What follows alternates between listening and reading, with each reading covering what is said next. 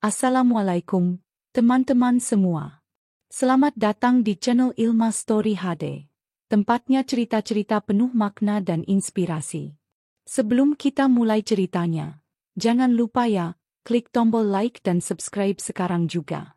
Agar kamu nggak ketinggalan kisah-kisah menarik selanjutnya. Semoga yang like dan subscribe selalu diberi kesehatan, dimudahkan rezekinya, dan hidupnya penuh berkah.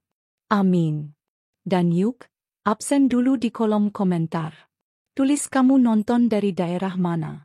Biar kita tahu, Ilma Story HD ditonton dari seluruh penjuru Indonesia, bahkan dunia. Kalau sudah siap, ini dia kisahnya. Pagi itu, sinar matahari menyusup malu-malu lewat sela-sela bilik bambu yang lapuk di sebuah gubuk kecil di pinggir desa. Udara masih lembab oleh embun yang belum menguap sempurna, dan burung-burung saling bersahutan riang, menciptakan simfoni alam yang hanya bisa didengar oleh mereka yang hidup sederhana. Di dalam gubuk itu, seorang pria tua yang rambutnya telah sepenuhnya memutih tengah duduk di atas tikar lusuh, ditemani secangkir kopi hitam pahit tanpa gula dan sebongkah singkong rebus di piring enamel yang catnya mengelupas. Namanya Pak Raka. Warga sekitar memanggilnya begitu, Pak Raka si Gembel. Tak banyak yang tahu asal-usulnya. Ia datang ke desa itu sekitar 2 dekade lalu, membangun gubuk kecil sendiri di tanah kosong yang dulunya rawa. Sejak itu, ia hidup mandiri, mencari kayu bakar, mengolah singkong, dan kadang-kadang membantu warga menimba air atau menambal atap rumah. Tidak ada sanak saudara. Tidak ada tamu yang pernah datang. Tapi wajahnya selalu tenang, senyumnya selalu hangat, dan sorot matanya seperti menyimpan sejuta cerita yang tak diucapkan. Pagi itu berbeda dari biasanya. Di samping piringnya, tergeletak sebuah amplop putih dengan tulisan tangan yang rapi. Amplop itu ditemukan Pak Raka di depan pintu gubuknya tadi malam, saat ia hendak memadamkan api tungkunya. Ia tak langsung membukanya waktu itu, mengira mungkin hanya surat undangan kegiatan desa. Namun pagi ini, entah kenapa, amplop itu terasa lebih berat dari biasanya. Dengan perlahan, ia membukanya, dan matanya langsung membelalak saat membaca isinya. Undangan reuni Akbar SMA Negeri Harapan Bangsa Angkatan 1985. Tangannya sedikit bergetar. Ada rasa asing yang menyelinap dalam hatinya. SMA Negeri Harapan Bangsa, itu sekolahnya dulu. Nama yang telah lama ia simpan dalam peti ingatan, tertutup debu waktu dan pengalaman. Ia membaca ulang surat itu, memastikan tidak salah lihat. Nama pengirimnya jelas, Panitia Reuni SMA Harbang. Tanggal, tempat, dan jamnya pun tertulis lengkap. Reuni akan diadakan di sebuah gedung pertemuan mewah di pusat kota, 3 hari dari sekarang. Pak Raka memejamkan mata. Dalam keheningan pagi, bayangan masa mudanya perlahan muncul seperti film lama yang diputar kembali. Ia teringat seragam putih abu-abu yang dulu sering ia pakai rapi, teringat suara bel sekolah, tawa teman-teman di koridor, dan buku-buku pelajaran yang penuh coretan rumus. Dulu, ia bukan siapa-siapa yang biasa-biasa saja. Justru sebaliknya, ia adalah siswa yang selalu duduk di barisan depan, rajin, penuh ide, dan selalu menjadi andalan sekolah dalam berbagai lomba akademik. Ia pernah menjadi ketua OSIS, juara Olimpiade Matematika tingkat provinsi, dan bahkan sempat diundang ke Jakarta mewakili daerah dalam ajang pelajar berprestasi. Namun waktu memang seringkali tak berjalan sesuai rencana manusia. Satu kejadian mengubah segalanya. Kematian ayahnya secara tiba-tiba, ibunya yang jatuh sakit, dan ia yang harus berhenti sekolah sebelum kelulusan untuk mengurus adik-adiknya. Dunia yang dulu terang benderang berubah kelam seketika. Lalu datanglah fase hidup yang membuatnya harus merantau, bekerja sebagai buruh, terlunta-lunta dari kota ke kota, hingga akhirnya menetap di desa ini dalam kesunyian yang ia peluk tanpa keluhan. Undangan itu membuat hatinya berkecamuk. Apa aku harus datang? bisiknya lirih. Ia melihat ke arah lemari kecilnya yang hanya berisi 2 setel pakaian. Yang satu sudah terlalu lusuh, dan yang satu lagi, baju lengan panjang yang agak bolong di pundaknya, masih bisa dipakai. Ia tersenyum kecil. Kalau orang-orang datang dengan jas mahal, aku datang dengan jas kenangan, ujarnya, seolah bercanda pada dirinya sendiri. Hari-hari berikutnya ia lewati dengan diam-diam menyiapkan diri. Ia mencuci bajunya hingga bersih dan mengikat sepatu tuanya yang bagian solnya sudah menipis. Ia bahkan mencukur jenggotnya dan merapikan rambutnya dengan minyak kelapa buatan sendiri.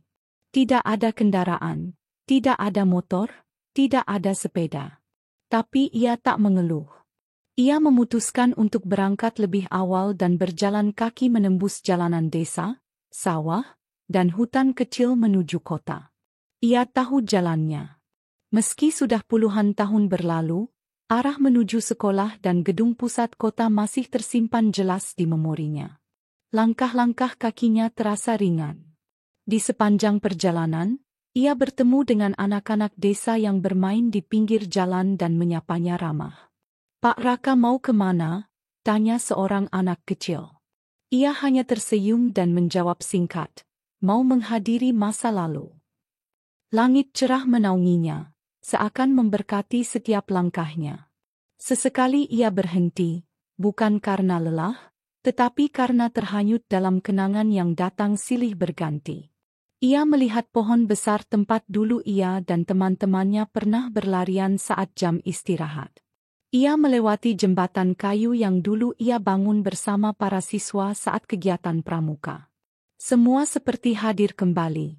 Bukan sebagai nostalgia sedih, tapi sebagai pengingat bahwa hidup yang sederhana pun tetap layak untuk dikenang. Setelah berjalan hampir seharian penuh, menjelang senja, ia tiba di pinggir kota. Gedung pertemuan yang megah itu berdiri seperti istana di tengah padang rumput. Dindingnya kaca, lampu-lampu menggantung di luar, dan suara musik lembut terdengar dari kejauhan. Mobil-mobil mewah berderet di halaman parkir, dan para tamu berdandan dengan elegan turun satu persatu, tertawa dan saling berpelukan dalam sukacita pertemuan. Pak Raka berdiri di kejauhan, menatap semuanya dengan senyum kecil. Ia tidak tergesa-gesa masuk.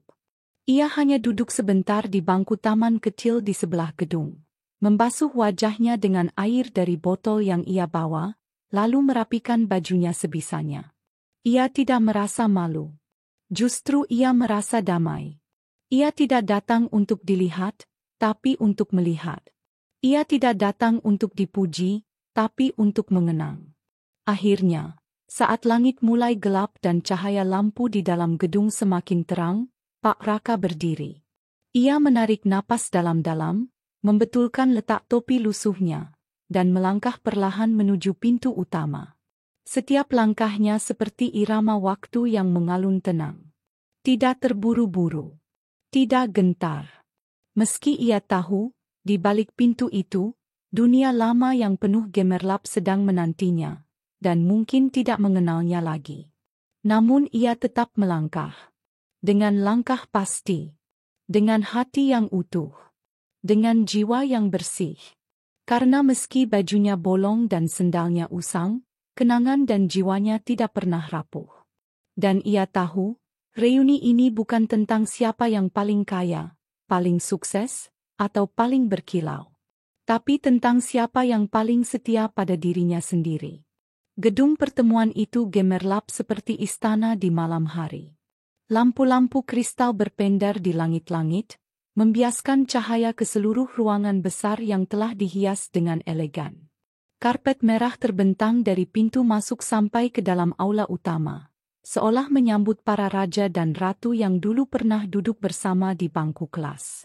Di dalam ruangan, denting gelas dan suara tawa bersahutan.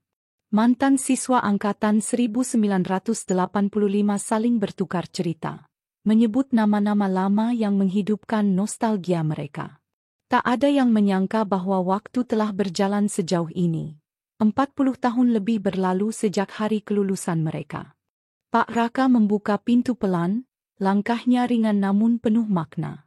Aroma parfum mahal dan makanan lezat menyambutnya. Ia sempat ragu sejenak, berdiri di ambang pintu sambil menatap ke dalam. Sebagian besar dari mereka sudah berubah drastis. Perut membuntit, rambut memutih, namun gaya bicara dan gestur mereka tetap sama. Ia tersenyum kecil. Bukan karena merasa asing, tapi karena hatinya perlahan-lahan dipenuhi kenangan lama yang hangat. Ia berjalan perlahan menyusuri lorong menuju aula utama. Banyak yang tidak memperhatikannya. Beberapa hanya melirik, lalu kembali berbincang dengan penuh semangat. Namun, bagi Pak Raka, itu bukan hal yang mengecewakan. Ia justru menikmati momen itu. Suara tertawa yang keras, celetukan khas dari teman-teman lamanya, dan lagu-lagu nostalgia yang mengalun lembut dari pengeras suara membuat hatinya terlempar jauh ke masa lalu. Ia melihat papan foto besar berisi kolase masa SMA mereka. Wajah-wajah muda, penuh semangat dan mimpi, terpajang rapi dengan bingkai emas. Ia berjalan mendekat, dan matanya langsung tertuju pada satu foto. Foto ketika ia berdiri di tengah lapangan, memegang piala juara Olimpiade Matematika, dikelilingi guru-guru yang tersenyum bangga. Di sudut foto, terdapat catatan kecil bertuliskan, Raka Anugrah Siswa Teladan Nasional 1984. Ia tersenyum, mata berkaca-kaca. Bukan karena ia merindukan masa itu, tapi karena ia bersyukur pernah merasakannya. Ia teringat bagaimana perjuangannya belajar di bawah lampu minyak, saat ayahnya belum pulang dari berdagang, dan ibunya tertidur lelah setelah menjahit pakaian tetangga. Ia belajar bukan karena ingin menjadi kaya, tapi karena percaya bahwa ilmu adalah satu-satunya warisan abadi. Raka? Suara dari belakang mengejutkannya. Ia menoleh. Seorang pria berkemeja biru, perut buncit dan rambut setengah botak, memandangi dia dengan dahi berkerut. Raka? Kamu? Raka Anugrah, ya? Pak Raka tersenyum. Iya, Joko. Masih ingat aku? Pria itu ternganga. Astaga. Raka? Yang dulu juara umum itu? Ketua OSIS kita? Ya Tuhan, aku hampir tak mengenalimu. Kamu kemana saja, Ra? Kami kira kamu ke luar negeri. Pak Raka tertawa kecil, pelan dan dalam. Tidak, aku hanya jalan ke arah lain. Obrolan mereka menarik perhatian beberapa orang di sekitar. Satu persatu mulai mendekat, menyadari siapa yang sedang berdiri di pojokan aula. Wajah-wajah yang tadi tertawa kini berubah penasaran. Sebagian bingung, sebagian kaget. Namun penampilan Pak Raka yang sangat kontras dengan para tamu lainnya. Baju lusuh dengan lubang di pundak, sepatu lama, dan tubuh yang agak kurus, membuat sebagian memilih hanya melihat dari jauh sambil berbisik-bisik. Tapi Joko terlihat tulus. Ia memeluk Pak Raka dengan erat, seperti bertemu keluarga yang lama hilang. Kamu itu legenda sekolah kita, tahu gak? Guru-guru dulu selalu menyebut namamu. Bahkan di acara tadi, MC nyebut kamu sebagai ikon kejayaan angkatan kita. Tapi kamu gak muncul-muncul. Pak Raka hanya tersenyum dan mengangguk. Ia tak menjelaskan apapun. Ia tahu, waktunya belum tiba. Mereka lalu duduk di salah satu meja pojok. Joko bercerita panjang lebar tentang hidupnya. Menjadi pengusaha restoran, memiliki 3 cabang, lalu menikah dengan teman seangkatan juga. Pak Raka mendengarkan dengan sabar. Sesekali tertawa, sesekali menanggapi. Tapi hatinya terus terbang ke masa lalu. Ia melihat panggung kecil di sudut ruangan, dan teringat saat ia berpidato di acara perpisahan, dengan suara lantang menyemangati teman-temannya untuk menjadi manusia yang bermanfaat bagi sesama, bukan sekadar mencari untung dunia. Tiba-tiba, lampu aula diredupkan. Musik dihentikan. Suara MC terdengar dari pengeras suara. Selamat malam, hadirin semua. Sekarang, izinkan kami mempersembahkan sebuah video kenangan masa SMA yang kami susun dari dokumentasi lama. Mari kita sama-sama bernostalgia. Layar besar di belakang panggung menyala. Video dimulai. Suasana menjadi hening. Dalam video itu, tampak cuplikan-cuplikan kegiatan sekolah, upacara bendera, lomba antar kelas, kerja bakti, dan pentas seni. Lalu muncul satu segmen khusus tentang Raka Anugrah, siswa fenomenal yang mengharumkan nama sekolah. Terdengar suara narasi, dialah murid yang tidak hanya cerdas, tapi juga berhati lembut. Tak hanya pintar berhitung, tapi juga pemimpin yang adil. Ia selalu membantu teman yang kesulitan belajar, bahkan kerap memberikan uang jajannya untuk mereka yang tidak mampu. Dialah simbol semangat sekolah kita. Wajah-wajah di ruangan mulai berubah. Beberapa saling pandang. Sebagian mulai membungkuk untuk melihat lebih dekat ke arah Pak Raka yang duduk di pojokan. Ia tetap tersenyum, tapi jelas terlihat matanya berkaca-kaca. Ia tidak meminta dikenang. Ia hanya bersyukur masih hidup untuk menyaksikan semua ini. Ketika video berakhir, suasana tetap hening sejenak. Lalu terdengar satu suara dari meja depan. "Loh, itu kok kayak gembel yang baru masuk tadi sih?" ujar seseorang pelan, tapi terdengar jelas oleh beberapa orang. Bisik-bisik mulai terdengar lagi. Namun kali ini bukan hanya rasa bingung, tapi campuran rasa tidak percaya, heran, bahkan malu. Mereka baru sadar, orang yang tadi masuk tanpa kendaraan, tanpa jas mewah, tanpa dandanan modern, adalah sosok yang selama ini mereka puja dalam kenangan. Pak Raka berdiri perlahan. Ia tak ingin jadi pusat perhatian. Ia melangkah menuju halaman, ingin menghirup udara malam yang segar. Namun, langkahnya dicegat oleh seorang wanita setengah baya dengan kalung mutiara mencolok dan tas mewah di tangan. "Maaf," katanya sinis, "Bapak dari catering, ya? Boleh bantu angkat kursi di belakang?" Pak Raka tersenyum. "Maaf, Bu. Saya bukan dari catering." Wanita itu memicingkan mata. "Terus siapa? Tamu? Pakai baju bolong begitu?" Beberapa orang mulai menyadari situasinya. Tapi belum ada yang angkat suara. Pak Raka menunduk, sedikit menahan napas. Tapi ia tak marah. Tidak sedikit pun. Ia hanya menjawab pelan, "Saya alumni. Sama seperti Ibu." Wanita itu terdiam. Tapi belum sempat membalas, Joko datang dan menggamit bahu Pak Raka. "Bu, Ibu tahu gak siapa beliau ini? Ini Raka Anugrah. Ketua OSIS kita dulu. Juara nasional. Legenda sekolah. Kalau bukan karena dia, saya gak bakal lulus waktu itu." Suara itu cukup keras untuk membuat suasana jadi sunyi lagi. Semua menoleh. Tatapan berganti. Ada yang kaget, ada yang menyesal, ada yang mulai tertegun dalam diam. Namun Pak Raka hanya menghela napas perlahan. Ia tak membutuhkan tepuk tangan. Ia tak mengharapkan penyesalan. Ia hanya ingin datang, melihat kembali masa lalu, dan memastikan bahwa kenangan indah itu masih nyata. Malam itu, ia pulang lebih awal. Ia menolak dijemput, menolak diberi uang saku, menolak semua tawaran makan malam mewah. "Terima kasih, tapi aku hanya mampir sebentar," katanya. Dan ia berjalan kembali ke arah jalan sepi, di bawah cahaya bulan, dengan langkah yang masih sama seperti ia datang. Tenang. Pasti. Pagi hari setelah reuni itu, kabut tipis menyelimuti jalan-jalan kota. Namun di dalam hati para alumni yang hadir semalam, kabut yang lebih tebal masih menggantung. Kabut rasa bersalah, malu, dan rasa penasaran yang belum terjawab.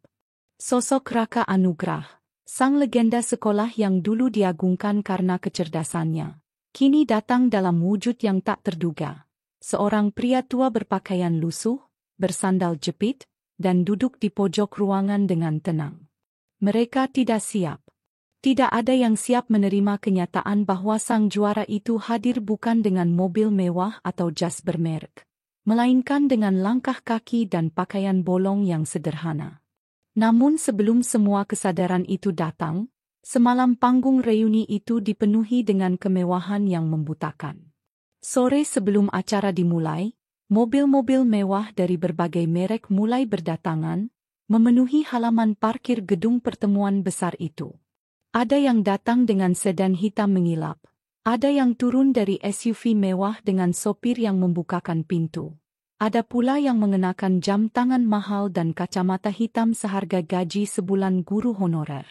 Mereka melangkah penuh percaya diri, saling menyapa dengan pelukan dan tawa keras, memamerkan kesuksesan hidup yang mereka capai dalam puluhan tahun terakhir. "Bro, masih ingat aku? Eddie, dulu anak basket," seru seorang pria tinggi besar dengan jas putih gading, memeluk teman lamanya yang kini menjadi dokter bedah terkenal di rumah sakit internasional. "Ih, kamu makin glowing, Nia. Jadi istri jenderal ya sekarang?" balas seorang wanita dengan gaun bling-bling, sambil tertawa kecil dan memamerkan cincin berlian di jari manisnya. Para tamu tampak berlomba-lomba menunjukkan versi terbaik diri mereka. Tidak hanya dari segi pakaian, tapi juga dari cerita hidup. Ada yang memamerkan jumlah rumah yang dimiliki, saham di berbagai perusahaan, bahkan membanggakan anak-anak mereka yang kuliah di luar negeri. Obrolan yang terjadi bukan lagi tentang masa SMA yang lucu dan sederhana, tetapi tentang pencapaian, status sosial, dan kesuksesan material. Panggung utama dihias mewah dengan lampu sorot dan layar LED raksasa.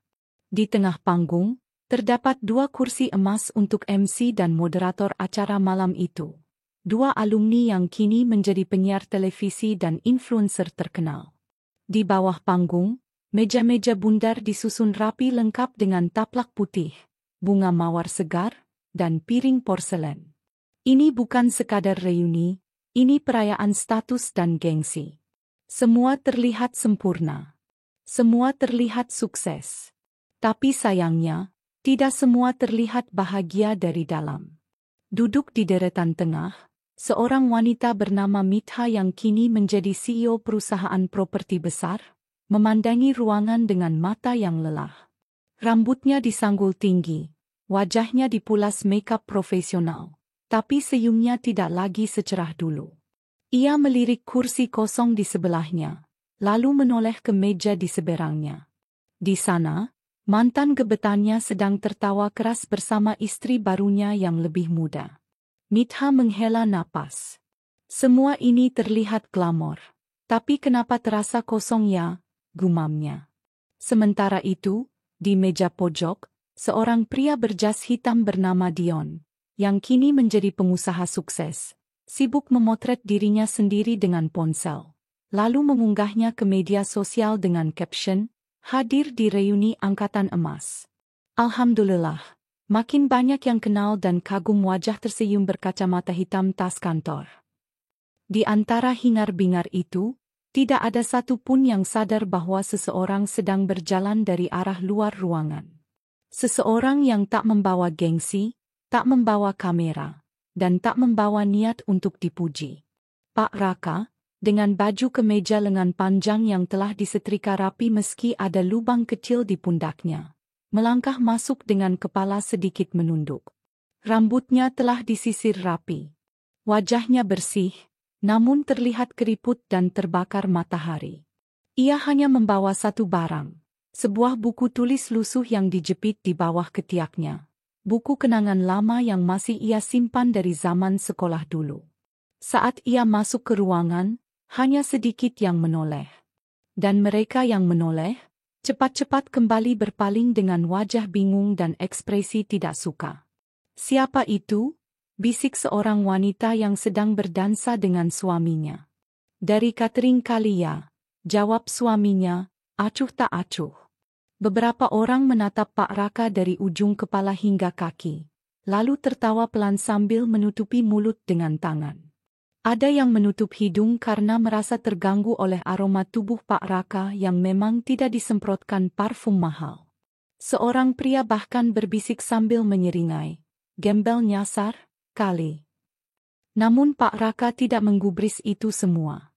Ia tahu ia tidak diundang untuk bersaing dalam pamer harta. Ia datang untuk melihat kembali serpihan masa lalu yang dulu begitu ia cintai. Ia mendekati salah satu meja pojok dan duduk pelan, membuka buku kenangannya. Di dalamnya, ada puisi-puisi tulisan tangan teman sekelas, tanda tangan gurunya, dan potongan gambar koran yang memuat dirinya saat menang lomba tingkat provinsi. Ia menatap halaman-halaman itu dengan tatapan hangat. Bukan tatapan nostalgia yang merindukan masa muda, tapi tatapan syukur bahwa ia pernah menjadi bagian dari perjalanan hidup yang tak semua orang bisa alami. Lalu, tiba-tiba lampu meredup. MC naik ke atas panggung. Ia tampak bersemangat, mengenakan jas glamor, rambut disasak tinggi, dan memegang mikrofon nirkabel. "Selamat malam, alumni Harbang 1985. Wah, luar biasa ya. Malam ini kita kembali berkumpul setelah sekian puluh tahun. Dan lihatlah, semuanya tetap keren, tetap sukses, dan, pastinya, tetap luar biasa." Tepuk tangan menggema. Suara sorakan membahana. Semua tertawa. Semua terlihat bahagia. Dan jangan lupa, malam ini kita akan membagikan penghargaan untuk beberapa kategori spesial. Alumni tersukses, alumni paling inspiratif, dan tentu saja, alumni terfavorit. Suasana semakin meriah. Semua mulai sibuk melihat ke arah panggung, berharap nama mereka disebut. Tak ada yang melihat bahwa di sudut ruangan, Pak Raka hanya tertunduk menatap halaman terakhir dari buku kenangannya. Halaman kosong yang sengaja ia sisakan sejak puluhan tahun lalu. Ia menulis satu kalimat kecil di sana malam itu. "Aku kembali, bukan untuk dikenal, tapi untuk mengingat siapa aku sebelum dunia mengubah segalanya." Malam itu adalah malam pesta bagi sebagian orang. Namun, bagi Raka Anugrah, itu adalah malam refleksi tentang bagaimana waktu menguji manusia, bukan lewat harta, jabatan, atau kemewahan, tetapi lewat kemampuan untuk tetap menjadi manusia meskipun hidup telah mengubah segalanya. Ia tetap di sudut ruangan, menikmati tawa yang kini terasa asing. Dan belum ada yang tahu bahwa sebentar lagi, seluruh ruangan itu akan terdiam dan dunia akan terbalik. Karena mereka akan tahu siapa sebenarnya gembel yang mereka hina. Sinar lampu gantung kristal masih memantulkan cahaya keemasan yang mewah. Alunan musik klasik mengalun lembut dari panggung kecil di sisi kanan ruangan. MC terus berceloteh dengan semangat, disambut tawa dan tepuk tangan dari para alumni. Mereka semua larut dalam kebahagiaan palsu. Dalam gemerlap pesta yang lebih menyerupai kontes pamer kekayaan daripada temu kangen masa SMA. Di sudut ruangan, Pak Raka masih duduk sendiri. Tak satu pun mendekatinya. Ia tidak marah. Tidak juga sedih. Wajahnya datar, tenang, seperti air di danau yang tidak terusik angin. Ia tahu, hari itu bukan tentang dia. Tapi ia juga tahu, waktunya akan tiba. Waktu ketika kebenaran, entah bagaimana caranya, akan menyelinap ke tengah pesta, memecah tawa, dan memaksa semua orang melihat ke arah yang selama ini mereka abaikan. Dan benar saja. Ketika MC memanggil salah satu alumni untuk menerima penghargaan, alumni tersukses, suasana mulai berubah. Seorang pria bernama Ricky, dulu ketua OSIS yang sekarang menjadi pemilik perusahaan otomotif ternama, berjalan naik ke atas panggung sambil tersenyum bangga. Ia mengangkat tropi kristal dan berpose dengan kamera. Semua tamu bertepuk tangan meriah. Namun kemudian, salah satu guru pensiunan, Bu Armi, yang hadir sebagai tamu kehormatan dan duduk di barisan depan, berdiri perlahan. Rambutnya telah memutih seluruhnya. Namun suaranya masih jelas saat ia bertanya. "Maaf, apakah kalian tidak melihat? Di sudut sana, itu Raka. Raka Anugrah." Anak yang dulu menyelamatkan sekolah ini dari ditutup karena prestasinya. Apakah kalian tidak mengenalinya? Seketika itu, suasana menjadi sunyi. Beberapa kepala menoleh. Sebagian mulai berbisik.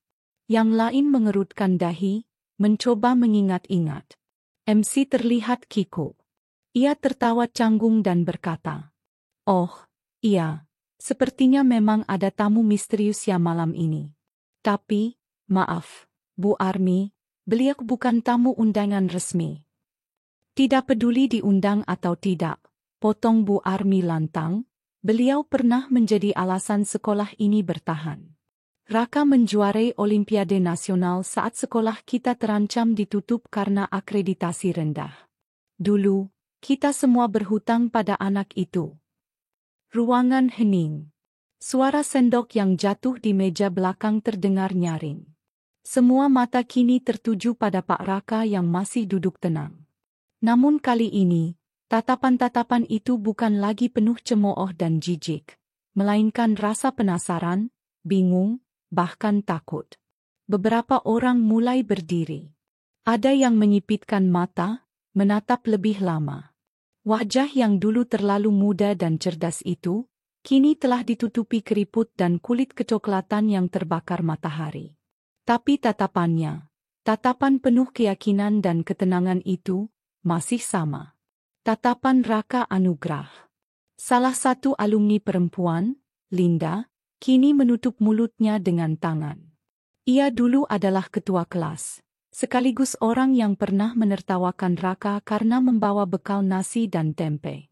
Kini, ia tampak pucat. Itu benar dia, bisiknya lirih. Seorang alumni pria yang duduk di barisan tengah langsung berdiri dan bergegas ke arah Raka. Ia bernama Agus, sekarang kepala cabang bank swasta besar. Dahulu ia adalah rival Raka dalam semua bidang, terutama dalam akademik.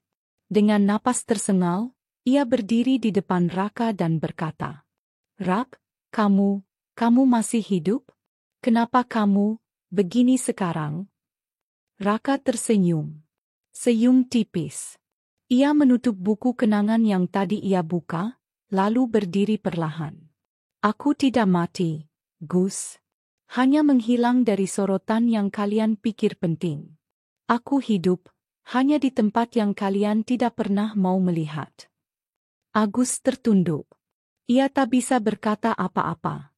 Air mukanya berubah dari penuh superioritas menjadi rasa bersalah yang dalam.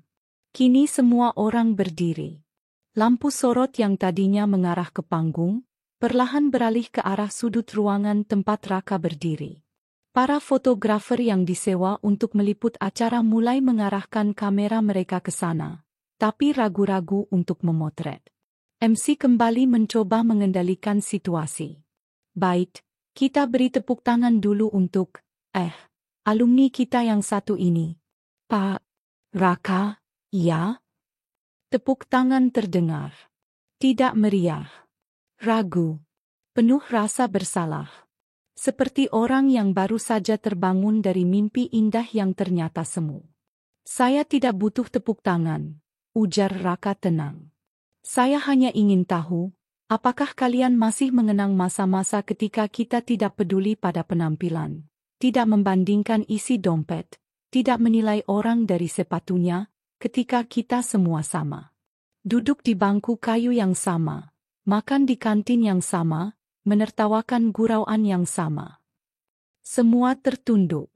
"Tapi malam ini," lanjutnya, "aku datang dengan satu hal sederhana. Ingin tahu apakah teman-temanku masih bisa mengenali hati, bukan hanya jas dan mobil." Suara isak mulai terdengar. Salah satu alumni wanita, kini menjadi pejabat daerah, memeluk dirinya sendiri dan menangis pelan. Ia teringat bagaimana dulu Raka yang selalu membantunya mengerjakan PR, padahal dia jarang membalas kebaikan itu. Dan kemudian, seseorang dari barisan depan berdiri dan maju perlahan. Sosok itu adalah Bu Army, mantan guru bahasa Indonesia. Tangannya gemetar saat ia menyentuh pundak Raka. "Nak Raka, terima kasih sudah hadir. Sekolah ini, kami semua, berutang banyak padamu. Raka mengangguk pelan. Saya hanya berharap, reuni ini bukan hanya tentang yang bersinar, Bu. Tapi juga tentang mereka yang pernah jadi lilin ketika ruangan gelap. Diam. Sunyi. Telinga-telinga kini terbuka, hati-hati mulai memanas. Dan kemudian, tanpa dikomando, semua alumni berdiri dari kursinya, dan satu persatu berjalan ke arah Raka. Mereka membentuk lingkaran. Beberapa mulai meminta maaf. Ada yang menangis terseduh-seduh. Ada yang sampai berlutut, memohon pengampunan karena dulu pernah menghina, mencemooh, atau sekadar mengabaikan. Satu alumni pria, mantan pembuli Raka saat SMA, sambil gemetar, menggenggam tangan Raka. Saya dulu jahat, Ra. Tapi kamu malah datang ke reuni ini. Kenapa? Kenapa kamu tidak membenci kami? Raka tersenyum. Karena saya tahu, tidak semua orang dewasa bertumbuh. Tapi masih ada harapan. Dan saya ingin datang, untuk menunjukkan bahwa tidak semua luka harus dibalas dengan dendam. Dan malam itu, suasana berubah. Panggung tidak lagi menjadi pusat perhatian. Lampu sorot tetap mengarah ke sudut itu. Tempat di mana seorang pria dengan baju bolong, hati bersih, dan nama yang telah mereka lupakan, menjadi pusat dari segala kebenaran yang mereka tutupi selama bertahun-tahun. Pria tua itu kembali duduk perlahan. Ia menyeka peluh di dahinya dengan selembar sapu tangan lusuh yang diselipkan di saku bajunya. Tangannya bergetar, bukan karena marah, tapi lebih karena udara dingin dari pendingin ruangan yang terlalu kuat dibandingkan keseharian hidupnya di emperan jalan. Ia menatap meja di hadapannya. Di atas piring putih bersih, hanya ada satu potong roti kecil dan sepotong buah semangka. Ia tak sanggup mengambil lebih. Bukan karena malu, tapi karena ia tahu batas. Batas harga diri dan batas kesederhanaan yang telah lama ia pegang teguh. Di sekelilingnya, suara musik lembut dan percakapan akrab kembali terdengar. Seolah kejadian beberapa menit sebelumnya tak pernah terjadi. Namun dari sudut matanya, ia masih bisa melihat beberapa pasang mata menatapnya dengan geli, mencibir dalam diam. Satu pasangan bahkan terlihat berbisik sambil tertawa kecil, lalu melirik ke arahnya. "Kenapa dia tidak pulang saja?" bisik seorang pria muda sambil menyeruput wine di gelas kristalnya. "Dia pikir dengan datang ke sini, semua orang akan menghormatinya," sahut wanita di sebelahnya, lalu tertawa. "Mungkin dia hanya mau numpang makan." Tiba-tiba seorang wanita muda yang duduk tak jauh dari meja pria tua itu berdiri dan berjalan mendekat.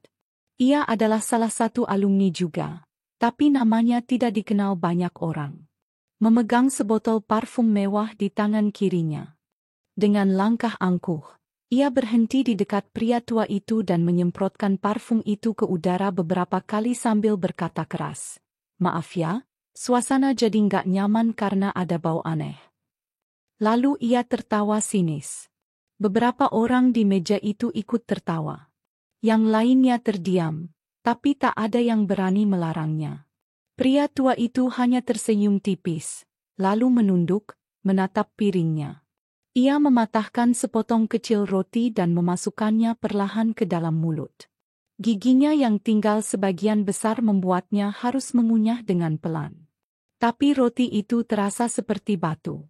Bukan karena keras, tapi karena ia menahan rasa malu yang tak diundang. Tetes air mata menetes diam-diam ke pipinya. Ia cepat-cepat menyekanya dengan ujung bajunya. Ia tidak ingin menangis. Tidak di sini. Tidak di depan orang-orang yang dulu ia kenal. Tapi tubuh dan hati manusia punya batas. Di tengah keramaian itu, salah satu panitia reuni, seorang pria muda yang sejak awal tampak gelisah, menatapnya dari kejauhan. Ia belum bicara apa-apa sejak pria tua itu datang. Tapi kini, ia mulai merasa ada yang tidak beres. Siapa sebenarnya orang itu? Gumamnya.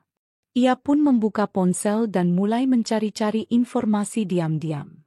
Sebuah kecurigaan kecil tumbuh di benaknya. Pria tua itu tidak terlihat seperti orang sembarangan, meskipun tampilan luarnya berkata lain. Saat malam semakin larut dan acara mulai menuju puncak, pria tua itu berdiri perlahan, bersiap untuk pulang.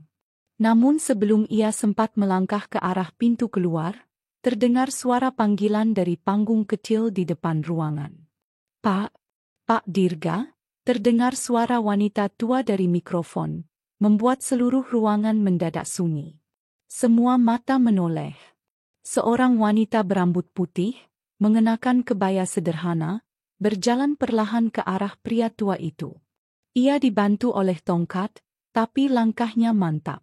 Suaranya gemetar, tapi matanya menyala penuh keyakinan. "Pak Dirga, apakah benar itu Anda?" katanya lagi. Pria tua itu mengangkat kepala. Matanya membelalak. Bu Ratna," gumamnya pelan. Wanita tua itu mempercepat langkahnya, lalu menggenggam tangan pria itu dengan erat. "Astaga, ini benar-benar kamu, Dirga. Muridku yang dulu, yang pernah menyelamatkanku saat aku terkena stroke di lorong sekolah," ucapnya, suaranya mulai tercekat. "Aku tak akan hidup hari ini kalau kau tak memanggil bantuan saat itu. Kau yang memanggil guru piket, yang mendobrak pintu UKS, kau menyelamatkanku." Seluruh ruangan mendadak hening. Semua orang terdiam. Beberapa bahkan mulai berdiri dari kursinya, saling menatap tak percaya. "Dan sekarang kalian perlakukan dia seperti sampah?" lanjut Bu Ratna, matanya kini penuh api kemarahan. "Anak ini, dulunya adalah murid terbaik kami. Pintar, sopan, dan sangat peduli pada sesama. Tapi lihat bagaimana kalian memperlakukannya hanya karena ia datang dengan baju yang tidak seharga jas kalian." Rahmat yang tadi begitu pongah, kini duduk membeku. Wajahnya pucat, keringat dingin mulai mengalir di pelipisnya. Tangannya mencengkeram gelas minuman di hadapannya begitu keras hingga jemarinya bergetar. Bu Ratna menarik napas panjang, lalu menatap semua alumni yang hadir. "Kalian lupa satu hal. Manusia tidak diukur dari bajunya, tapi dari hatinya. Dan Dirga, ya, Pak Dirga ini, memiliki hati yang jauh lebih bersih dari siapapun di ruangan ini." Ruangan yang semula penuh tawa kini berubah menjadi senyap. Tiba-tiba, suasana menjadi dingin bukan karena pendingin ruangan, tetapi karena rasa malu yang menyelimuti seluruh dada mereka. Beberapa mulai menunduk. Ada yang merasa bersalah. Ada pula yang mulai menyeka air mata secara diam-diam. Namun Pak Dirga, pria tua berbaju bolong itu, hanya tersenyum. Ia menatap Bu Ratna dan mengangguk pelan. "Terima kasih, Bu. Saya tidak apa-apa," katanya pelan. "Tidak, Dirga, kami semua yang seharusnya minta maaf," kata Bu Ratna sambil menggenggam erat tangan mantan murid yang dulu begitu ia banggakan. Dan malam itu, suasana reuni pun berubah drastis. Dari sekadar pertemuan penuh gengsi menjadi malam refleksi paling dalam. Banyak dari mereka yang mulai sadar bahwa mereka tak mengenali siapa sebenarnya pria itu. Seseorang yang selama ini mereka lupakan, namun justru memiliki kisah yang jauh lebih besar dari semua kemewahan yang mereka pamerkan malam itu. Usai kejadian malam itu, semua menjadi kikuk. Beberapa alumni mulai mendekat, pura-pura menawarkan makanan atau minuman pada pria tua bernama Pak Dirga, seolah ingin menebus dosa dengan keramahan yang terlalu terlambat. Namun Dirga tetap tenang, tetap pada tempat duduknya yang sederhana, di sudut ruangan, tidak ingin menjadi pusat perhatian meski seluruh mata kini seakan menyorotinya. Sebuah senyum tipis masih menghiasi wajahnya, walau di balik itu perasaannya tak bisa begitu saja diabaikan. Hatinya masih menganga, tak karena dendam, tapi karena luka dari penghinaan yang terjadi sebelumnya masih segar. Seperti secuil roti yang perlahan dikunyahnya tadi, rasa pahitnya belum juga hilang dari lidah maupun hati. Ia menatap roti di piringnya yang tinggal sepotong kecil. Perutnya sebenarnya lapar. Sejak pagi ia hanya memakan sebatang pisang dan segelas air keran yang direbus di gubuknya. Namun di hadapan begitu banyak orang yang sebelumnya mencibir dan meludahkannya dengan kata-kata keji, ia tidak ingin terlihat rakus. Ia mengunyah roti itu pelan, sangat pelan, berusaha tidak menarik perhatian. Beberapa alumni kini hanya diam memperhatikannya, tapi tetap saja ada yang belum belajar dari kejadian barusan. Seorang wanita bergaun merah menyala, rambutnya dicat pirang dan bau parfumnya menusuk, datang menghampiri dengan senyum sinis. Ia mengibas rambutnya, lalu mendekat sambil menutup hidung dengan tisu. "Maaf ya Pak, kalau boleh jujur, Anda benar-benar mencemari ruangan ini." Wanginya, "Duh, tolong banget deh," ujarnya dengan suara keras, memastikan semua orang mendengar. Lalu, tanpa rasa sungkan, ia mengeluarkan parfum dari tas kecilnya dan menyemprotkannya ke udara. 3 kali di sekeliling kursi Pak Dirga. Beberapa alumni yang duduk di dekatnya terperanjat. Ada yang tertawa malu-malu, tapi ada pula yang mulai menampakkan wajah geram. Pak Dirga hanya tersenyum, tidak berkata apapun. Ia menunduk dan menggenggam piringnya erat-erat, seolah sedang menahan sesuatu yang ingin meledak dari dalam dada. Ia bukan tak sakit hati, ia manusia juga. Tapi bukan pembalasan yang ia cari. Ia hanya ingin mengenang masa-masa remajanya di sekolah itu, ingin melihat wajah-wajah lama yang dulu bersamanya bermain bola di lapangan, tertawa saat ballpoint meledak di saku, atau saat menyontek PR bersama di bawah tangga perpustakaan. Namun kenyataan reuni ini justru menyadarkan satu hal. Banyak yang tumbuh dewasa, tapi tidak menjadi manusia seutuhnya. Seorang pelayan muda yang sejak awal melihat semua kejadian itu, mendekat diam-diam ke arah Pak Dirga. Ia membawa segelas air putih dan menaruhnya di meja. "Pak, ini untuk Bapak," katanya pelan, suaranya gemetar. Ia menatap pria tua itu dengan mata yang berair. "Bapak, luar biasa sabar ya. Saya nggak sanggup kalau diperlakukan kayak Bapak." Pak Dirga menatap pelayan itu. Wajah anak muda itu mengingatkannya pada dirinya sendiri dulu. Penuh semangat, namun penuh luka dari perlakuan dunia yang belum sepenuhnya adil. Ia mengangguk dan mengucapkan terima kasih, lalu meminum air itu perlahan. Tetes air mata jatuh di pipinya. Tanpa suara, tanpa isak. Ia mengusapnya diam-diam, berusaha agar tidak ada yang melihat. Namun, ada satu orang yang memperhatikannya dari kejauhan. Pria itu adalah salah satu panitia reuni, bernama Aris. Ia sedari tadi masih menatap layar ponselnya. Setelah mencari dan bertanya diam-diam kepada sejumlah orang tua dan guru lama, ia mulai menemukan jejak yang mencengangkan.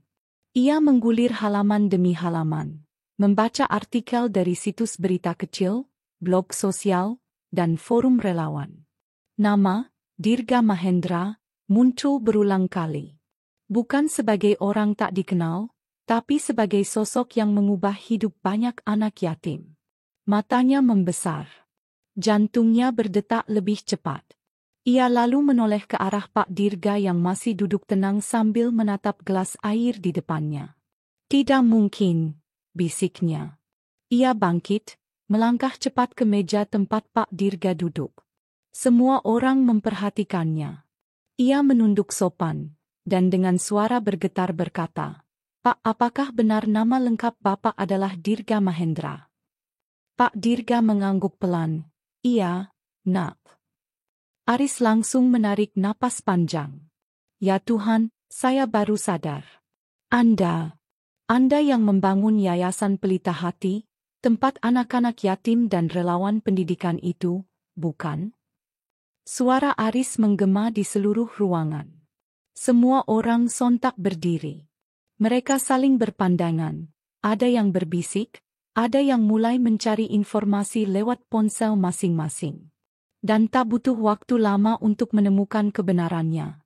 Ya, Pak Dirga Mahendra adalah pendiri yayasan itu. Seorang tokoh yang selama ini membantu ribuan anak mendapatkan pendidikan dan tempat tinggal, tapi tidak pernah menampakkan diri secara publik. Semua bantuan dilakukan secara anonim. Dan kini, orang itu adalah pria tua yang tadi mereka cemooh. Yang dianggap numpang makan. Yang disemprot parfum karena dianggap bau. Beberapa wajah langsung berubah pucat. Wanita bergaun merah memalingkan wajah, malu bukan kepalang. Rahmat, pengusaha sombong yang tadi berteriak di depan umum, hanya bisa menunduk dalam-dalam.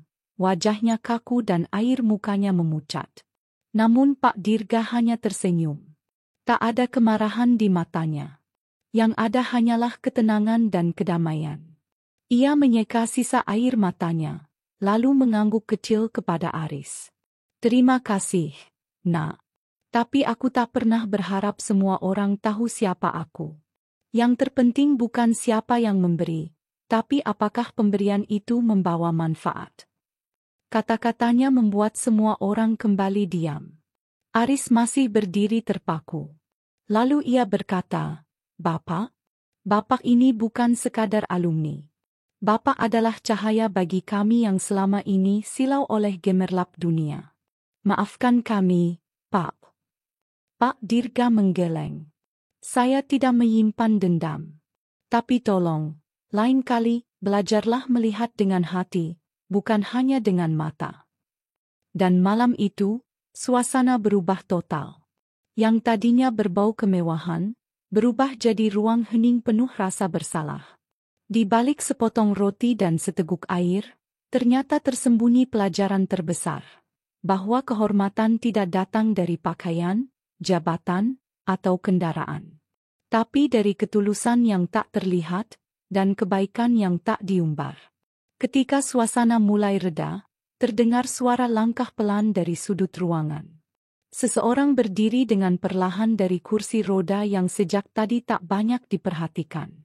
Seorang wanita tua, rambutnya sudah memutih seluruhnya, mengenakan kebaya sederhana berwarna coklat susu. Banyak alumni yang nyaris melupakannya. Bahkan sebagian tidak menyadari kehadirannya karena tubuhnya sudah rapuh dan langkahnya gemetar. Itu adalah Bu Rahayu, mantan guru bahasa Indonesia yang dulu sangat dihormati. Sosok yang tegas tapi penyayang, yang selalu menyemangati siswa dengan kata-kata bijak dan menanamkan nilai kemanusiaan di setiap pelajaran. Kini, tubuhnya sudah renta, suaranya parau, tapi matanya masih menyimpan kejernihan dan ketegasan yang sama seperti dulu. Ia minta tolong pada salah satu panitia agar dibantu berjalan. Dengan langkah perlahan, ia menghampiri Pak Dirga yang masih duduk di kursinya. Semua mata tertuju padanya. Tak seorang pun berbicara. Suasana ruangan menjadi sunyi, seperti sedang menanti sesuatu yang sakral. Ketika Bu Rahayu sudah cukup dekat, ia berhenti tepat di depan Pak Dirga. Pria tua itu menoleh pelan, dan begitu matanya bertemu mata wanita itu, seolah waktu berhenti. Dirga, ujar Bu Rahayu dengan suara pelan namun penuh makna. Pak Dirga menatap wanita tua itu, lalu bangkit dari kursinya meski tubuhnya sedikit gemetar. Ia menyentuh tangan Bu Rahayu dengan hormat, lalu menunduk dalam-dalam. Ibu, katanya lirih. Air mata menetes di pipi keduanya. Dan tanpa banyak bicara, Bu Rahayu menggenggam tangan Dirga erat-erat, lalu menoleh kepada semua orang dan dengan suara yang cukup lantang berkata, "Apakah kalian tahu siapa dia?"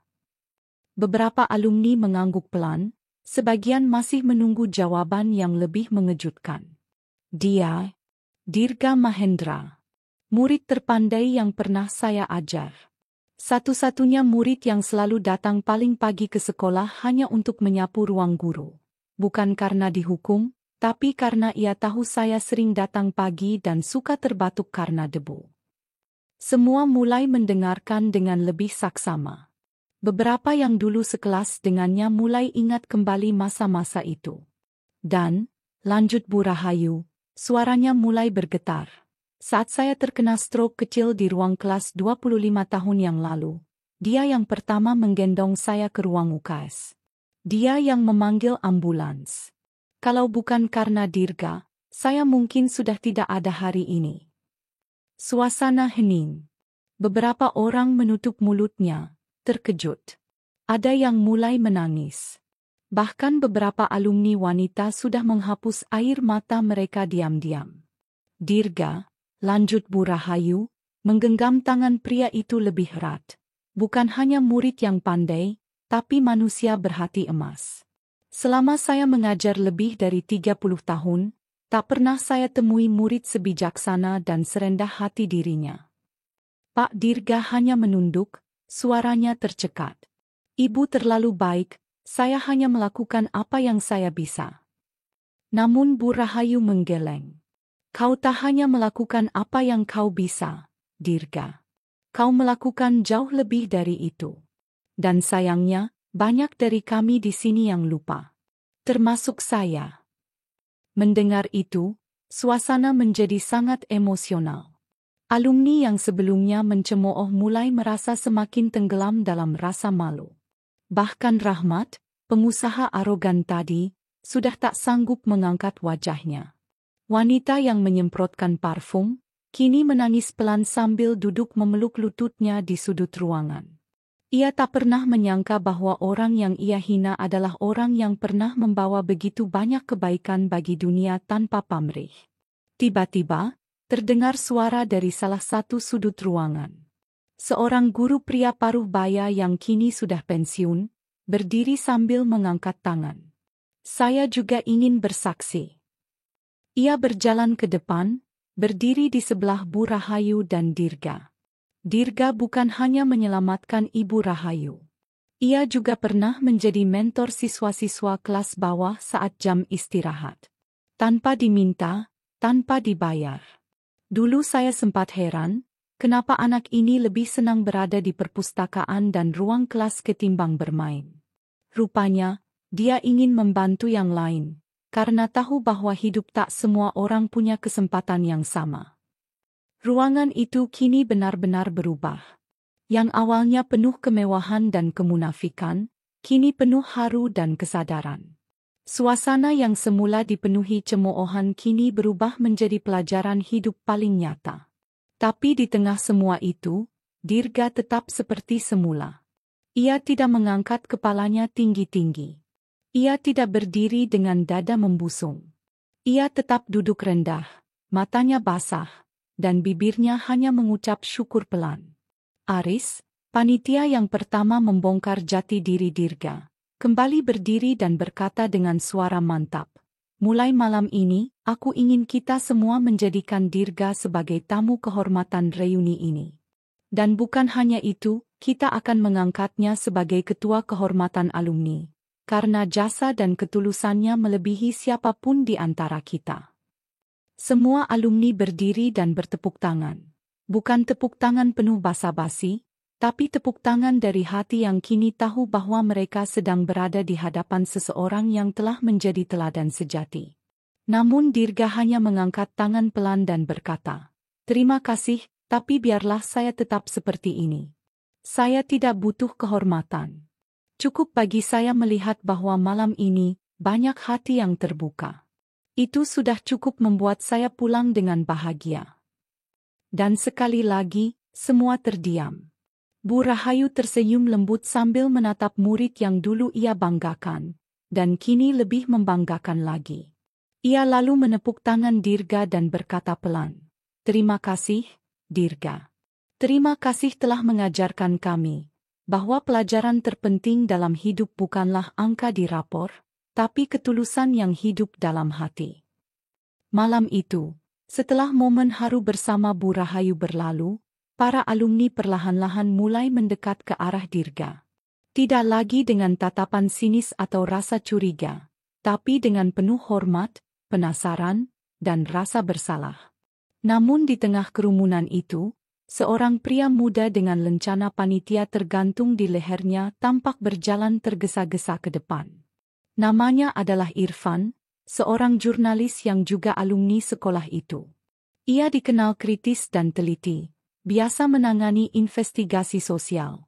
dan selama ini sering menulis tentang tokoh-tokoh yang bekerja diam-diam di balik layar untuk perubahan masyarakat. Sejak tadi, saat melihat wajah Dirga, hatinya seperti terusik. Ada yang mengganjal di pikirannya. Wajah ini seakan-akan pernah ia lihat dalam sebuah berkas dokumentasi yang pernah ia kerjakan. Saat semua orang kembali ke tempat duduk, Irfan maju ke depan dan meminta izin untuk berbicara. Teman-teman, aku ingin menyampaikan sesuatu yang mungkin akan mengubah cara kita melihat pria ini selamanya. Ia mengangkat ponselnya, lalu menyambungkannya ke proyektor. Layar besar di aula itu kini menampilkan sebuah laman berita lama, berjudul Donatur Anonim dari Yayasan Anak Matahari. Pria misterius yang membiayai ribuan anak yatim selama 2 dekade. Semua mulai saling melirik. Yayasan Anak Matahari adalah salah satu yayasan paling terkenal di kota itu. Dikenal karena programnya yang mendalam. Memberikan pendidikan gratis, makanan, perawatan kesehatan, hingga beasiswa luar negeri bagi anak-anak yatim piatu. Irfan menoleh ke arah Dirga dan berkata pelan, "Bapak, benarkah ini Anda?" Dirga hanya tersenyum kecil dan tidak menjawab. Namun ekspresi di wajahnya sudah cukup menjadi jawaban. Irfan melanjutkan, "Selama ini saya dan tim saya mencoba mengungkap siapa sosok dermawan di balik yayasan ini. Semua sumbangan datang tanpa nama. Tidak ada publikasi. Tidak pernah muncul di media. Tapi hari ini, saya yakin, kita telah menemukannya. Orang yang selama 20 tahun terakhir mendanai ribuan anak yatim di kota ini, adalah pria yang kita hina dan kita abaikan malam ini." Hening. Tidak ada suara. Bahkan helaan napas pun nyaris tak terdengar. Semua terpaku menatap layar, lalu kembali menatap Dirga. Beberapa detik kemudian, layar menampilkan foto-foto anak-anak yang tengah belajar di ruang sederhana. Wajah-wajah penuh senyum yang sedang memegang buku, memakai seragam bersih yang mungkin dulu hanya mimpi. Kemudian muncul pula video singkat. Seorang anak remaja berseragam SMA berkata dengan wajah haru, "Terima kasih kepada ayah kedua kami yang tidak mau disebutkan namanya. Karena beliau, aku bisa sekolah, dan adik-adikku bisa makan setiap hari." Irfan mematikan proyektor dan berkata, "Aku yakin kita semua merasa malu hari ini. Karena pria yang kita abaikan, kita remehkan, kita ejek, adalah orang yang diam-diam telah menanggung hidup lebih dari 1.000 anak yang bahkan tidak punya siapa-siapa." Mata-mata mulai berkaca-kaca. Beberapa alumni perempuan bahkan mulai menangis sesenggukan. Rahmat, sang pengusaha angkuh, menunduk begitu dalam dan mulai memukul-mukul lututnya dengan kepalan tangan. Sementara itu, Bu Rahayu menutup wajahnya dengan sapu tangan, tubuhnya gemetar oleh rasa haru. Lalu salah satu alumni wanita, yang sebelumnya menyemprotkan parfum ke arah Dirga, kini berdiri dan menangis keras. Ia berjalan perlahan ke arah Dirga, berlutut di hadapannya, dan memohon maaf dengan suara yang bergetar. "Maafkan saya bahkan tidak tahu siapa saya dibandingkan Anda, saya malu." Namun Dirga mengangkat tangannya, menyentuh bahu wanita itu dan berkata lembut, "Tidak perlu minta maaf. Kita semua hanya manusia yang sedang belajar. Saya pun masih belajar."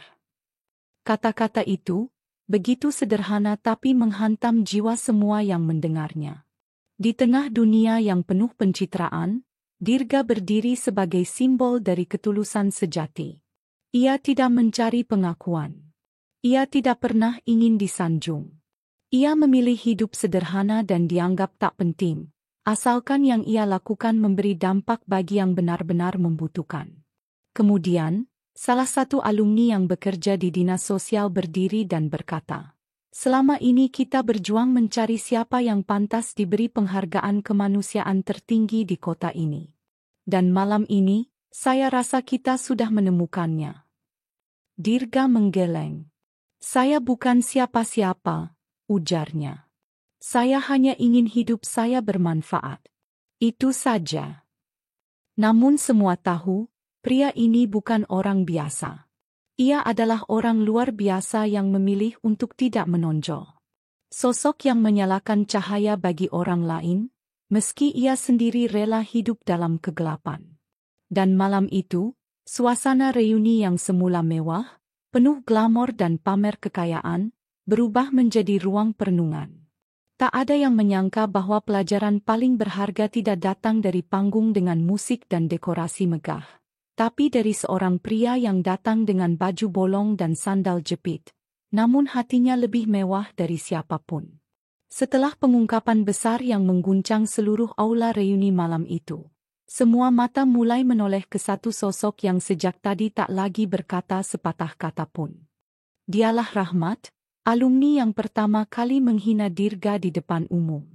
Dulu ia begitu percaya diri, berdiri membusungkan dada sebagai pengusaha sukses dengan 3 pabrik tekstil, rumah megah, dan mobil mewah yang berjejer di garasinya.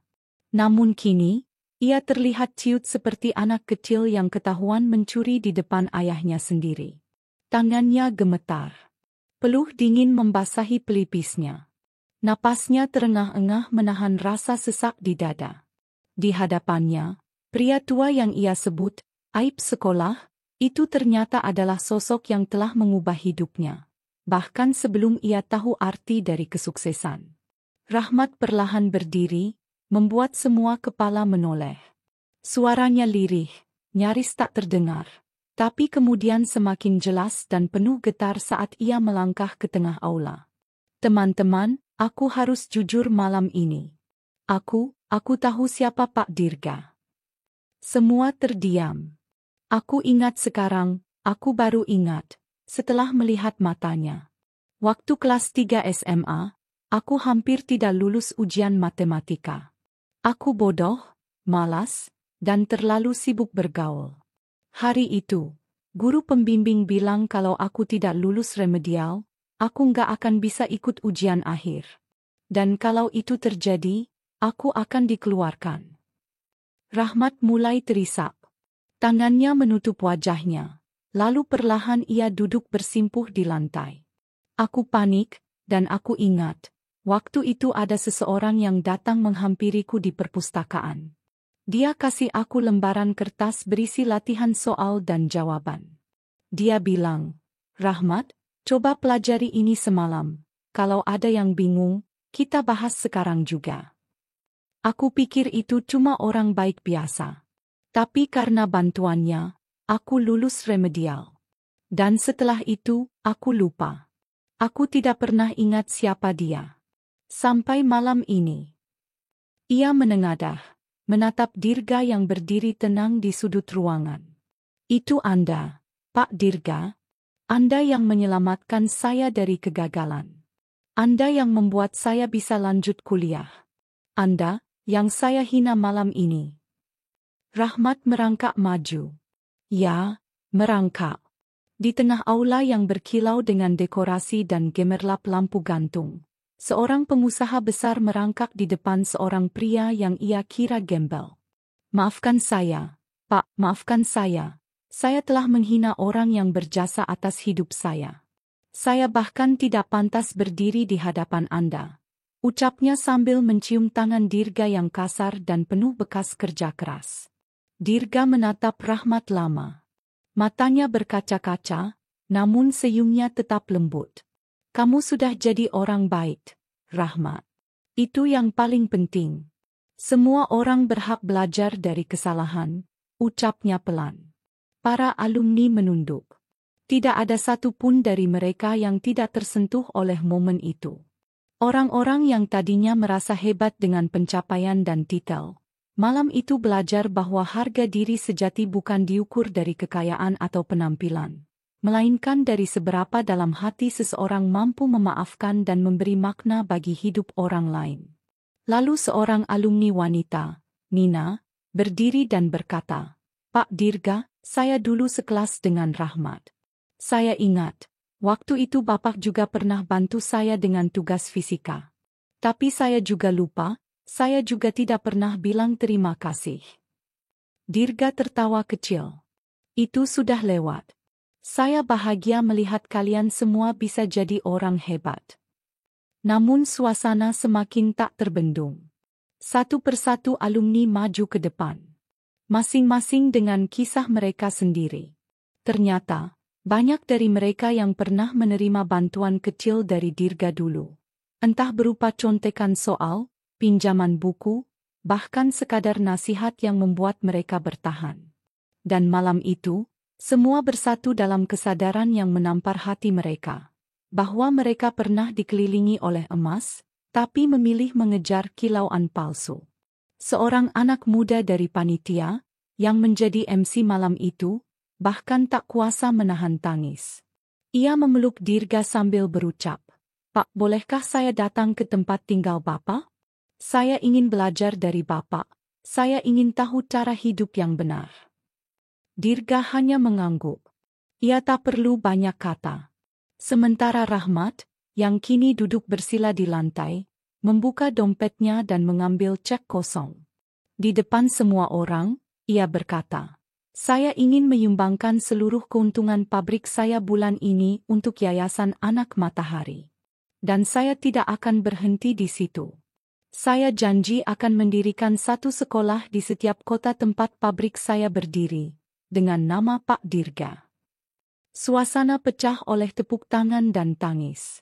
Beberapa bahkan berdiri sambil berdoa dalam hati, memohon agar mereka tidak lagi hidup dengan kesombongan.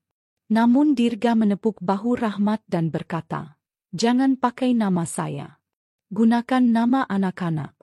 Biar mereka yang dikenal." Dan kalimat itu kembali menegaskan satu hal, bahwa Dirga tidak pernah hidup untuk dirinya sendiri. Ia hidup untuk orang lain. Untuk memberi cahaya, meski ia sendiri kerap berjalan dalam gelap. Malam itu berubah dari reuni menjadi pelajaran hidup.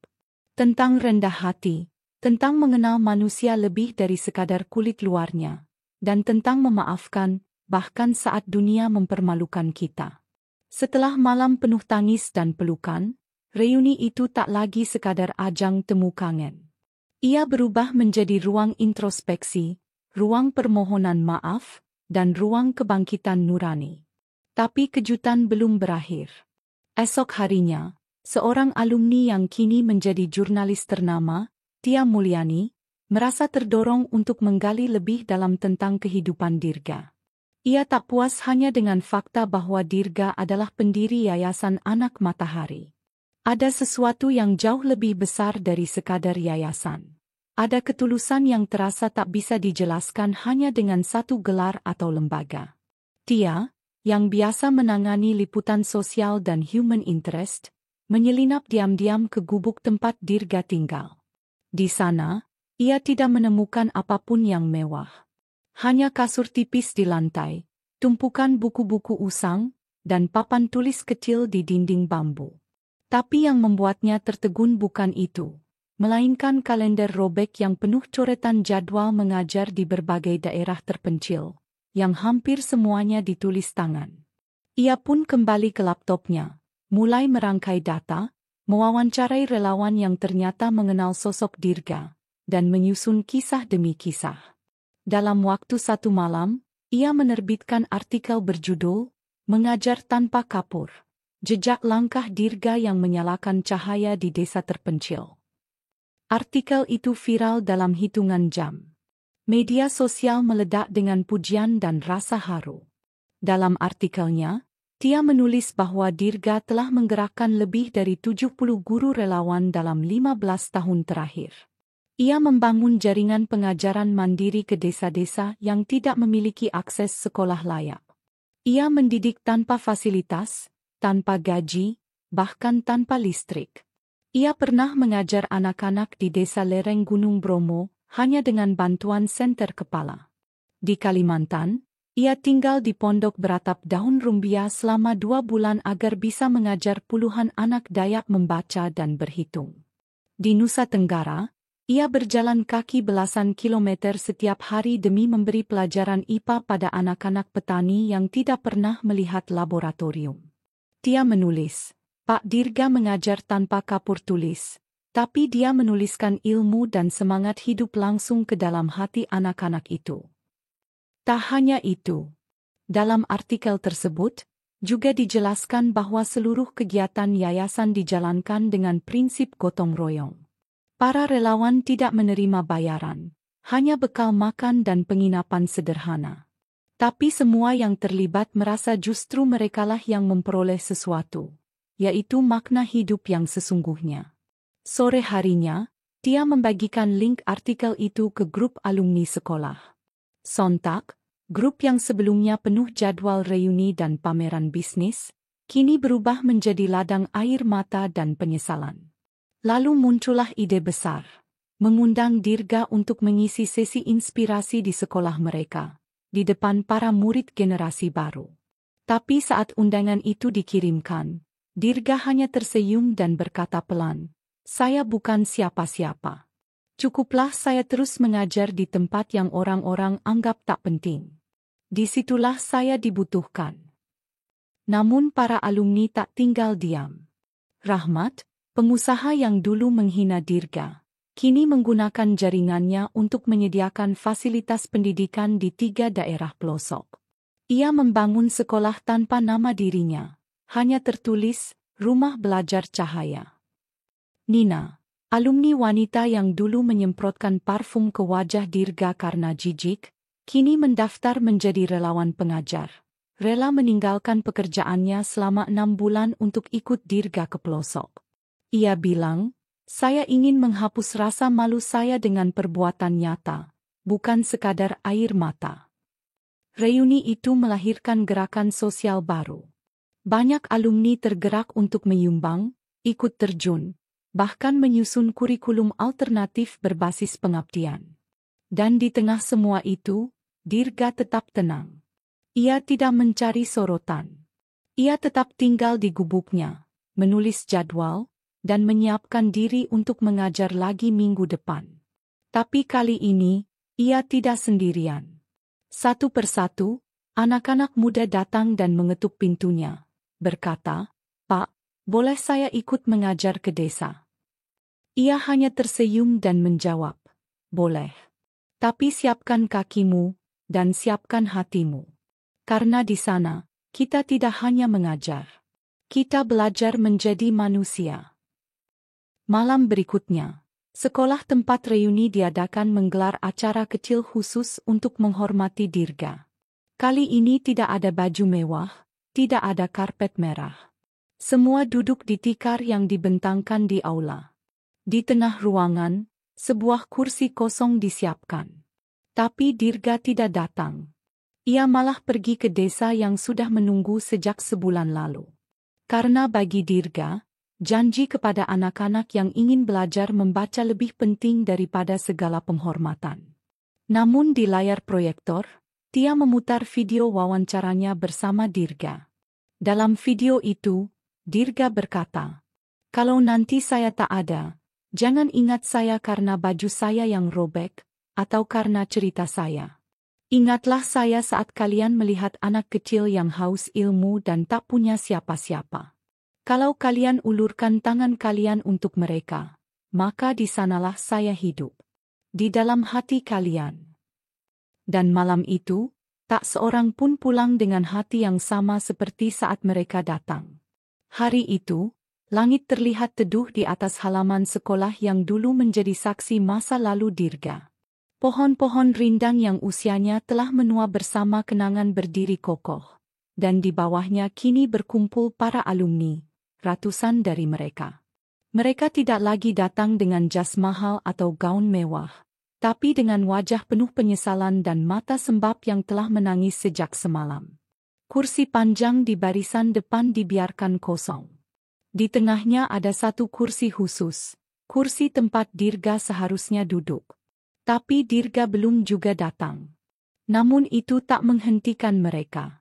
Satu persatu alumni maju ke depan panggung sederhana, bukan untuk memberi pidato, tapi untuk mengaku. "Namaku Rizal," kata seorang pria berkacamata yang kini jadi direktur perusahaan farmasi. "Dulu aku ketua OSIS dan aku pernah mencemooh Dirga karena dia terlalu rajin belajar dan selalu pakai sepatu yang sobek. Tapi hari ini aku sadar, orang yang dulu kami remehkan, justru yang paling tulus menjalani hidup. Ia lalu menunduk, suaranya gemetar, dan di hadapan kursi kosong itu, ia bersujud. Maafkan aku, Dirga. Tangis pun pecah dari semua sudut ruangan. Menyusul di belakangnya, Nina, alumni wanita yang pernah menyemprot parfum ke wajah Dirga, dengan tubuh gemetar berjalan ke tengah. Ia membuka sepatunya, meletakkan tas tangan mahalnya, lalu duduk bersila di lantai. Dirga, aku tak hanya mempermalukanmu di hadapan semua orang, aku mempermalukan nuraniku sendiri. Aku sombong karena parfum dan sepatu. Tapi kau harum karena hatimu. Maafkan aku. Ia menangis tanpa suara, hanya air mata yang mengalir deras. Di belakangnya, ratusan alumni lain ikut berlutut, tanpa paksaan, tanpa protokol. Semua ingin menebus rasa bersalah mereka, entah dengan kata-kata, air mata, atau hanya dengan diam dan doa. Dan tiba-tiba, di pintu aula yang terbuka lebar, muncul sosok sederhana dengan baju lengan panjang yang mulai pudar warnanya. Celananya sedikit kotor, tapi langkahnya ringan. Ia berdiri sejenak, melihat ke dalam aula, seolah ragu. Panitia yang melihatnya langsung berlari menyambut. Pak Dirga, ayo masuk, semua sudah menunggu. Dirga hanya tersenyum kecil. Tapi langkahnya tetap sederhana. Ia tidak berjalan ke panggung. Ia justru duduk di antara tikar, di sudut ruangan. Seperti biasa, tidak menonjol, tidak mencari perhatian. Namun begitu orang-orang sadar ia datang, seluruh ruangan langsung berdiri. Tepuk tangan bergemuruh, disusul hening mendalam yang lebih keras dari gemuruh apapun. Ratusan alumni langsung maju menghampiri. Mereka tidak menyuruhnya naik panggung. Mereka malah bersimpuh di hadapannya. Rahmat, pengusaha yang dulu menyindirnya, memeluk kakinya dengan air mata membanjir. Dirga, aku malu, aku pernah sombong di hadapanmu. Padahal seluruh masa depanku adalah karena bantuanmu. Dirga, pria tua yang kini menjadi simbol kesederhanaan yang agung, hanya mengusap bahunya lembut. Ia mengangguk pelan dan berkata dengan suara tenang.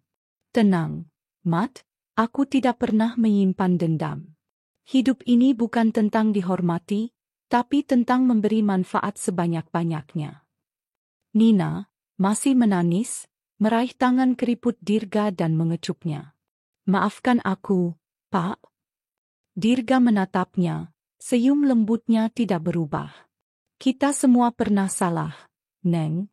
Yang penting, kita tahu kapan harus belajar jadi lebih baik. Dan saat itu, sesuatu yang langka terjadi. Tidak ada kebanggaan. Tidak ada status. Tidak ada lagi jabatan yang terasa penting. Yang ada hanyalah manusia yang saling menunduk, saling mengampuni, saling berusaha menjadi lebih rendah hati. Dirga lalu berdiri perlahan, meski tubuhnya tak sekuat dulu. Ia menatap seluruh ruangan dan berkata, "Terima kasih, tapi aku bukan siapa-siapa. Aku hanya seorang murid kehidupan yang kebetulan punya waktu lebih banyak untuk belajar dari rasa sakit, rasa lapar, rasa ditolak. Tapi juga dari tinta yang tidak bersuara."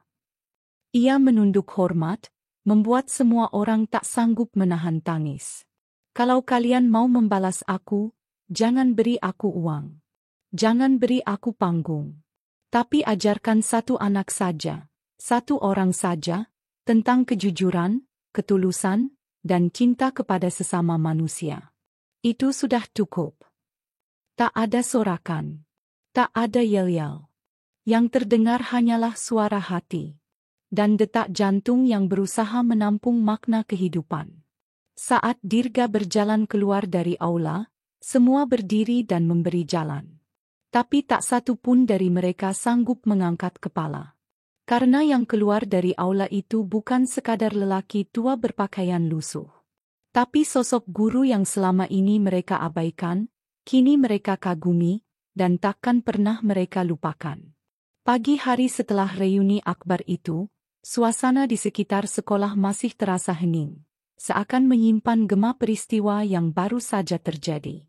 Para alumni telah kembali ke kesibukan masing-masing, namun perasaan di hati mereka belum pulih sepenuhnya.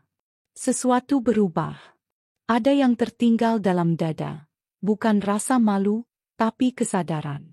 Di salah satu sudut kota, di sebuah gubuk kecil beratap seng dan berdinding tripleks yang sudah mulai keropos, tetangga sekitar terkejut ketika mendapati pintu rumah Dirga terbuka lebar. Biasanya, ia selalu bangun sebelum subuh, menyapu halaman dan memberi makan burung liar di sekitar rumahnya. Tapi hari itu, tak ada aktivitas apapun. Hening. Bahkan suara serak khas Dirga pun tak terdengar. Seorang anak kecil, Randy, yang sering diberi kue oleh Dirga tiap pulang mengaji, datang mengintip. "Pak Dirga," panggil ia lirih. Namun tak ada jawaban.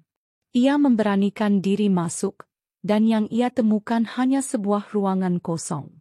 Selimut rapi, tak ada barang pribadi yang tersisa. Hanya satu meja tua dan secari kertas di atasnya. Anak itu membaca dengan suara terbata.